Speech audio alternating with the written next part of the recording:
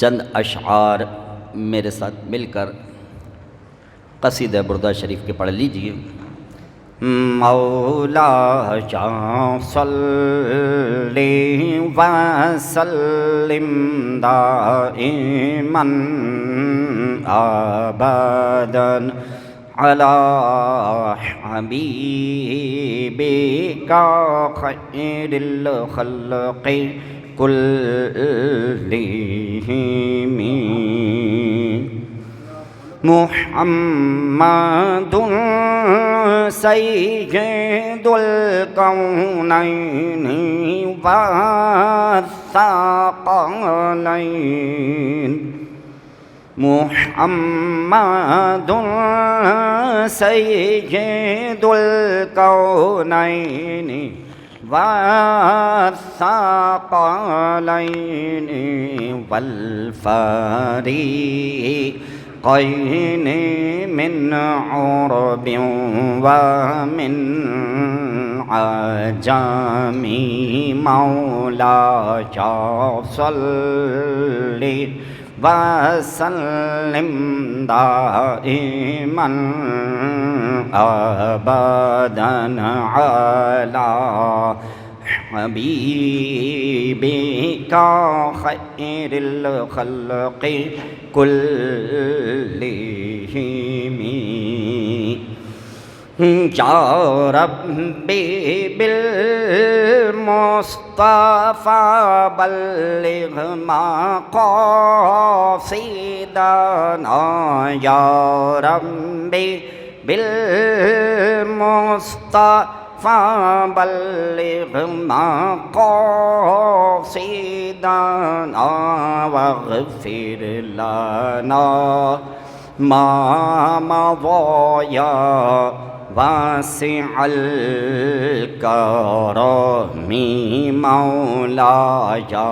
صل وسلم دائما ابدا على حبيبك خير الخلق كلهم وعلى آله وأصحابه وأهل بيته أجمعين برحمتك يا أرحم الراحمين نحمده ونصلي على رسوله الكريم أما بعد فأعوذ بالله من الشيطان الرجيم بسم الله الرحمن الرحيم دین اسلام دین فطرت ہے۔ اللہ تبارک و تعالی نے قرآن مجید فرقان حمید میں جتنے بھی احکامات نازل فرمائے وہ سب کے سب انسانی فطرت کے عین مطابق ہے۔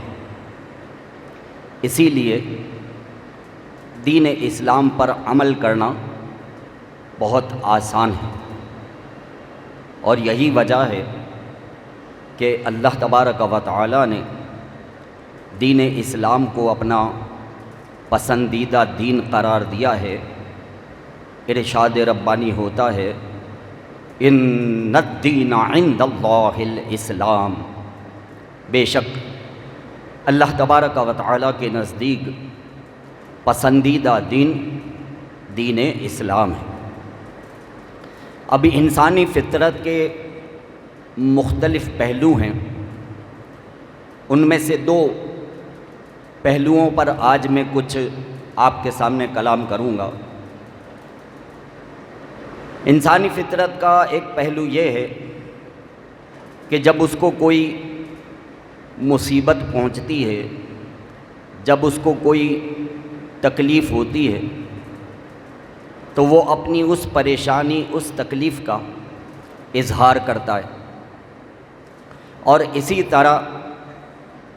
اگر انسان کو کوئی نعمت ملے، کوئی خوشی ملے، کوئی فرحت حاصل ہو تو پھر انسان اس پر اظہار مسرت بھی کرتا ہے۔ تو یہ انسانی فطرت کے دو پہلو ہیں۔ اللہ تبارک و تعالی نے ان دونوں پہلوؤں میں ایک مسلمان کو کس طرح سے اپنے عمل کو ظاہر کرنا چاہیے اس کی کامل رہنمائی فرما دی۔ مثلا پہلی بات کہ جب کسی بندے کو کوئی تکلیف، کوئی پریشانی، کوئی مصیبت پہنچتی ہے تو وہ اس کا اظہار کرتا ہے اپنے عمل کے ذریعے۔ اب اس کا اظہار کیسے ہونا چاہیے؟ رب کریم ارشاد فرماتا ہے اپنے نیک بندوں کی صفات کا بیان کرتے ہوئے، الذین اذا اصابتہم مصیبۃ قالوا انا للہ وانا الیہ راجعون۔ ارشاد ربانی ہوتا ہے کہ جو اللہ تبارک و تعالیٰ کے صابرین، نیک، مقرب بندے ہوتے ہیں تو ان کی شان یہ ہوتی ہے کہ جب بھی ان کو کوئی مصیبت پہنچتی ہے، اذا اصابتہم مصیبۃ قالوا، تو وہ یہی کہتے ہیں، ان کا قول یہی ہوتا ہے، ان کا کہنا یہی ہوتا ہے، کیا؟ انا للہ وانا الیہ راجعون۔ یہ اللہ تبارک و تعالیٰ نے ایک اصول جو ہے وہ بیان کر دیا کہ ایک مسلمان کو کبھی بھی کوئی تکلیف پہنچے تو وہ بے صبری کا مظاہرہ نہ کرے، وہ آہ و فغاں نہ کرے، بلکہ اس تکلیف، اس مصیبت، اس پریشانی میں صبر کرے اور یہی کہے انا للہ وانا الیہ راجعون۔ اب دیکھیں اس کی کچھ مختلف مثالیں ہیں۔ مثلا کسی کا کوئی مال جو ہے وہ تلف ہو گیا، اب مال تلف ہو گیا، مال کا نقصان ہو گیا، تو حکم قرآنی کے مطابق اس نے پڑھ لیا انا للہ وانا الیہ راجعون۔ تو اب کوئی شخص کھڑا ہو کر یہ پوچھے کہ بھائی یہ تو بتاؤ قرآن میں کہاں لکھا ہے کہ مال تلف ہو جائے تو یہ پڑھنا چاہیے؟ کسی کے رشتہ داروں میں کسی کا انتقال ہو گیا، فوتگی ہو گئی، اس کو خبر پہنچی تو اس نے یہی پڑھ لیا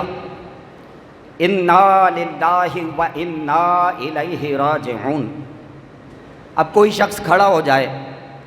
اور کہے کہ بھائی یہ بتاؤ قرآن میں کہاں لکھا ہے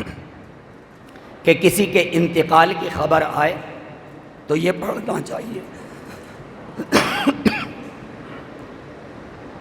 اسی طرح کسی کو کوئی اور تکلیف پہنچی اور اس نے اس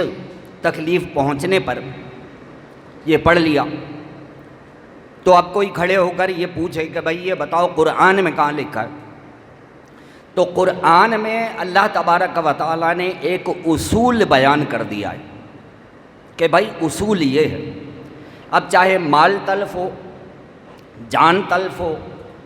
کوئی فوتگی کی خبر آئے، کوئی پریشانی آئے، کوئی مصیبت آئے،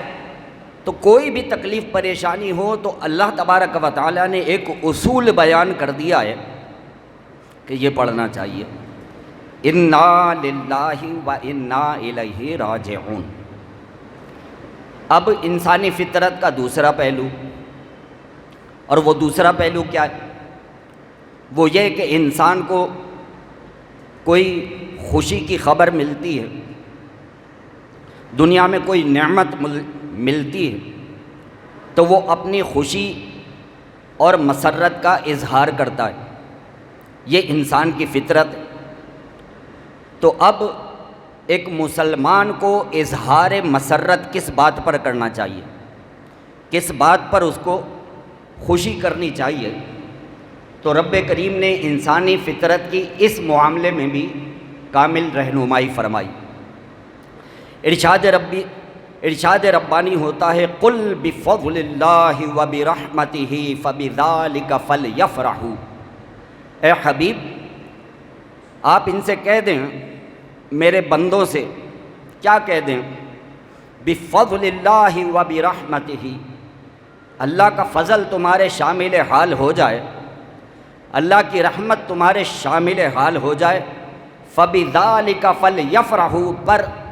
بس اسی پہ چاہیے کہ تم خوشی کا اظہار کیا کرو، اسی پر چاہیے کہ تم خوشیاں منایا کرو۔ اب دو چیزیں بیان کی، بفضل اللہ، اللہ کا فضل ملے، وبرحمتہ، اور اللہ کی رحمت شامل حال ہو جائے۔ اب یہ ایک اصول جو ہے وہ اللہ تعالیٰ نے بیان کر دیا ہے کہ میرے بندوں کے لیے، مسلمانوں کے لیے یہ ایک اصول ہے کہ اس اصول پر اگر کوئی چیز پوری اترتی ہے اور وہ خوشی مناتے ہیں تو وہ قرآن کے خلاف نہیں ہے بلکہ عین حکم قرآنی کے مطابق ہے۔ مثلا کسی صاحب کہ یہاں اولاد نہیں ہو رہی تھی، بڑی دعائیں کروائیں اور کافی عرصے کے بعد اللہ تعالیٰ نے ان کو اولاد کی نعمت عطا فرمائی، بڑے خوش ہوئے بھائی، گھر میں انہوں نے لائٹنگ بھی لگوا لی، اپنے بہن بھائیوں کو بھی بلوا لیا، کھانا بھی پک رہا ہے، مٹھائی کے ڈبے بھی تقسیم ہو رہے ہیں، مارکیٹ میں بھی دوستوں کو مٹھائیاں کھلائی جا رہی ہیں۔ کیا ہو گیا بھائی بے اولاد تھا، اللہ کا فضل ہو گیا، اس کی رحمت ہو گئی، اللہ تعالیٰ نے اولاد کی نعمت عطا فرما دی، بس اسی خوشی میں یہ ساری میری کارروائی ہے اور یہ سارے کام میں اسی خوشی میں کر رہا ہوں۔ اب کوئی شخص کھڑا ہو کر یہ کہے کہ بھائی یہ تو بتاؤ قرآن میں کہاں لکھا ہے کہ اگر بیٹا پیدا ہو بیٹی پیدا ہو تو اس طرح سے خوشیاں کرو، گھر میں لائٹنگ کرو، چراغاں کرو، مٹھائیاں کھلاؤ، دوستوں میں مٹھائی کے ڈبے تقسیم کرو۔ تو اللہ تبارک و تعالیٰ نے تو ایک اصول بیان کر دیا ہے کہ بھائی اللہ کا فضل ملے، اس کی رحمت ملے تو خوشی کرو۔ ایک صاحب کی نوکری نہیں لگ رہی تھی اور بڑے پریشان تھے، بے روزگار تھے،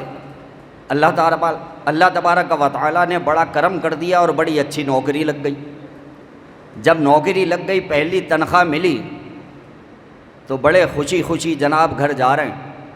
مٹھائی کا ڈبہ بھی لے لیا کہ ماں کی دعاؤں سے یہ مجھے نوکری ملی، آج پہلی تنخواہ ہے، جا کے ماں کا منہ میٹھا کراؤں گا۔ ایک پھولوں کا ہار بھی لے لیا کہ ماں کے گلے میں ہار بھی ڈال دوں گا۔ بہن بھائیوں کے لیے بھی کوئی چیز لے لی کہ اپنی بہن بھائیوں کا بھی ذرا دل خوش کروں گا، ان کی بھی خیر خواہی کروں گا، تو بڑے خوش ہیں۔ دوست احباب بھی کہہ رہے ہیں بھائی پہلی تنخواہ ملی ہے، ٹریٹ تو ہونی چاہیے، تو دوستوں کو بھی جناب وہ کھانے پہ لے جا کے ان کو بھی ٹریٹ دے رہے ہیں۔ تو اب اگر کوئی پوچھے بھائی یہ تو بتاؤ نوکری لگے، پہلی تنخواہ ملے، تو یہ کہاں لکھا ہے قرآن میں کہ اس طرح سے مٹھائی بانٹو، ماں کے لیے پھولوں کا ہار لے کر کے آؤ اور دوستوں کو ٹریٹ دو؟ تو کہتا ہے بھائی بے روزگار تھا، بڑا پریشان تھا، بس اللہ کا فضل ہو گیا، اس کی رحمت ہو گئی، میری نوکری لگ گئی، بڑی اچھی تنخواہ ملی ہے، بس اسی خوشی میں یہ کر رہا ہوں۔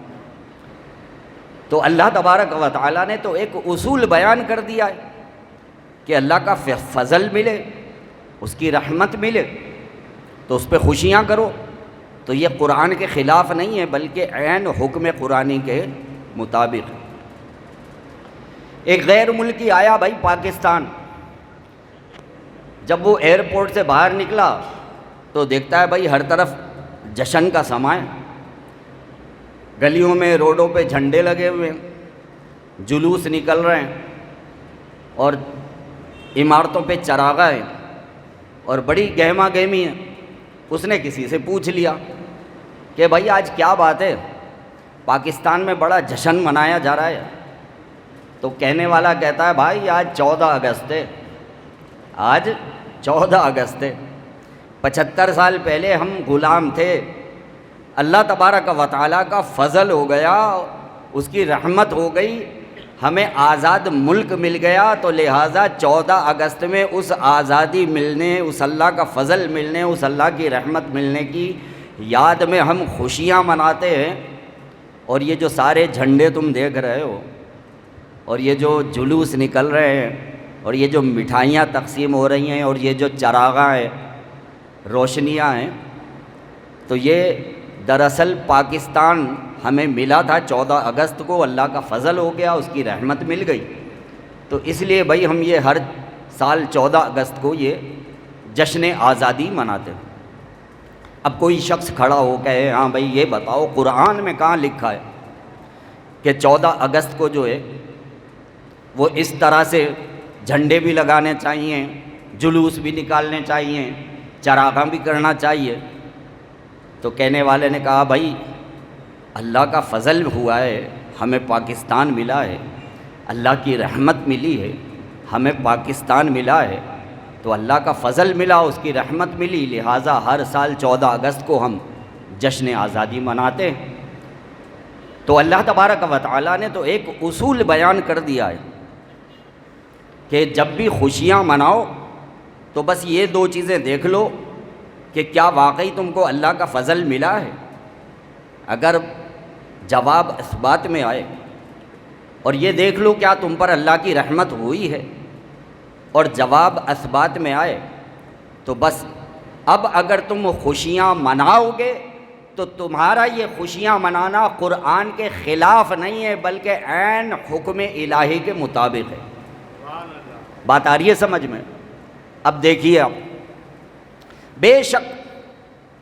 اولاد بھی اللہ تبارک و تعالیٰ کا فضل ہے، بے شک رزق حلال بھی اللہ تبارک و تعالیٰ کا فضل ہے، بے شک ملک پاکستان بھی اللہ تبارک و تعالیٰ کا فضل ہے، لیکن خدا کی قسم ہم مسلمانوں کے لیے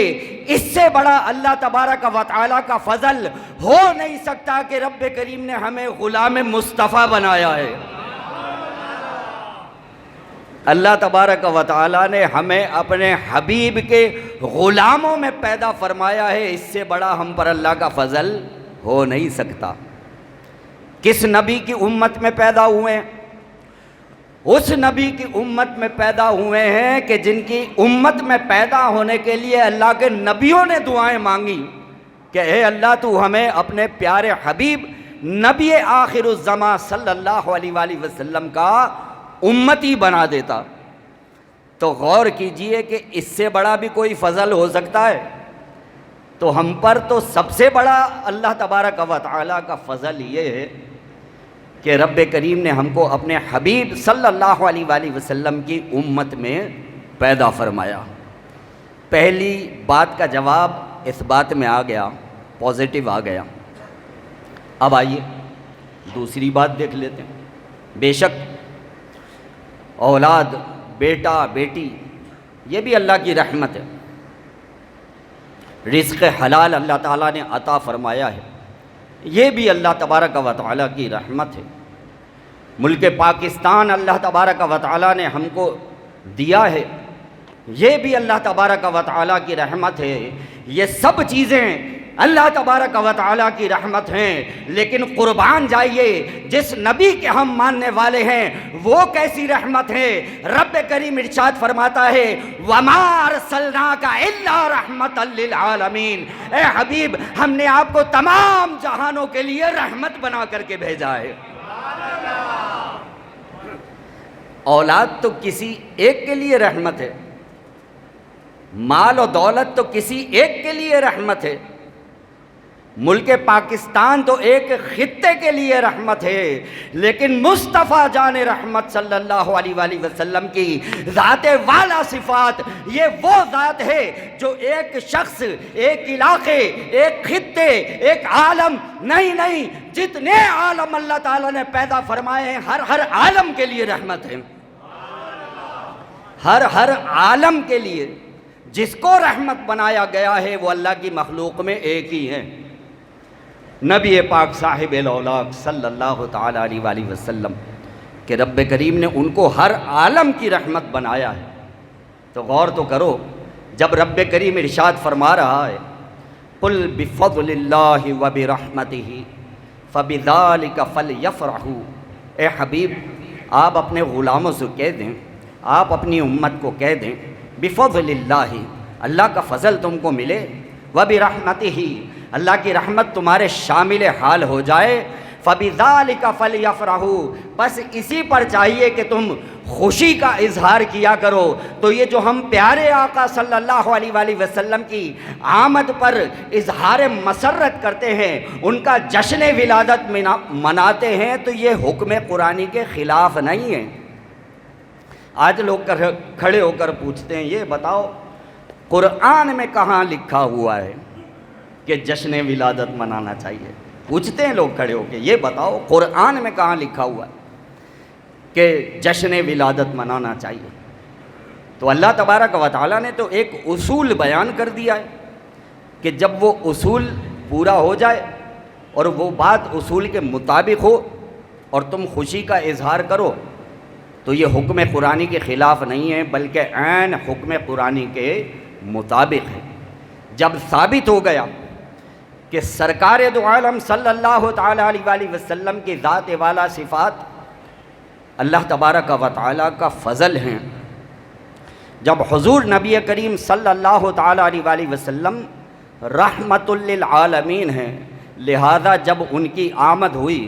اور لوگوں نے خوشی منائی اور اس کی یادگار کو قائم رکھا تو یہ قرآن کے خلاف نہیں ہے بلکہ عین حکم قرآنی کے مطابق ہے، اور جو اللہ تبارک و تعالیٰ کے فضل اس کا رحمت ملنے پر خوشی کا اظہار کرتا ہے، رب کریم اس کو دنیا میں بھی نوازتا ہے اور اس کو آخرت میں بھی نوازے گا۔ سید الطائفہ حضرت جنید بغدادی علیہ رحمہ کتنی پیاری بات کرتے ہیں، کہتے ہیں کہ جو شخص ادب کے ساتھ احترام کے ساتھ حضور نبی کریم صلی اللہ تعالیٰ علیہ وآلہ وسلم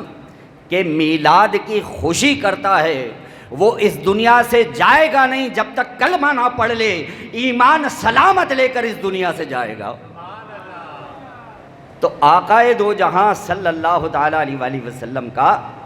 جشن ولادت منانے کی جہاں بے شمار برکات ہیں، اس میں سب سے بڑی برکت یہ ہے کہ دنیا سے ایمان ساتھ لے کے جائے گا، کلمے پہ اس کا خاتمہ ہوگا اور ساتھ ایمان کے اس دنیا سے جائے گا۔ خدا کی قسم دنیا کی ساری دولتیں ایک طرف اور مرتے وقت کسی کو کلمہ پڑھنا نصیب ہو جائے یہ نعمت ایک طرف، اس نعمت سے بڑی کوئی نعمت نہیں ہے۔ اور کلمہ طیبہ اللہ اکبر، پیارے آقا صلی اللہ تعالیٰ علیہ وآلہ وسلم ارشاد فرماتے ہیں کہ اگر ترازو کے دو پلڑے ہوں، ایک پلڑے میں کلمہ طیبہ پڑھنے کا ثواب رکھا جائے اور دوسرے پلڑے میں دنیا اور ما فیہا جو کچھ ہے وہ سب کا سب دوسرے پلڑے میں رکھ دیا جائے تو جو کلمہ طیبہ پڑھنے کا ثواب ہے ان ساری چیزوں پر بھاری ہو جائے گا۔ تو کوئی دیکھے نہ دیکھے بھائی ہم نے تو دیکھ بھی لیا، کوئی مانے نہ مانے ہم نے تو مان بھی لیا۔ نشتر پارک کے اس گراؤنڈ کے اندر ایک عید میلاد النبی صلی اللہ علیہ وآلہ وسلم کی محفل ہو رہی تھی اور عاشقان رسول پیارے آقا صلی اللہ علیہ وآلہ وسلم کا جشن ولادت منا رہے تھے، اور کسی ناہنجار دہشت گرد نے وہاں پر بم دھماکہ کر دیا نشتر پارک میں چند سال پہلے۔ تو پتہ ہے کیا ہو رہا تھا؟ سبحان اللہ، مغرب کی نماز کا وقت تھا، کوئی خوش نصیب حالت قیام میں تھا اور پڑھ رہا تھا الحمدللہ رب العالمین، کوئی خوش نصیب رکوع میں تھا اور پڑھ رہا تھا سبحان ربی العظیم، کوئی خوش نصیب سجدے میں تھا اور پڑھ رہا تھا سبحان ربی العالی، کوئی خوش نصیب درود و سلام پڑھ رہا تھا، کوئی خوش نصیب پیارے آقا صلی اللہ علیہ وآلہ وسلم کے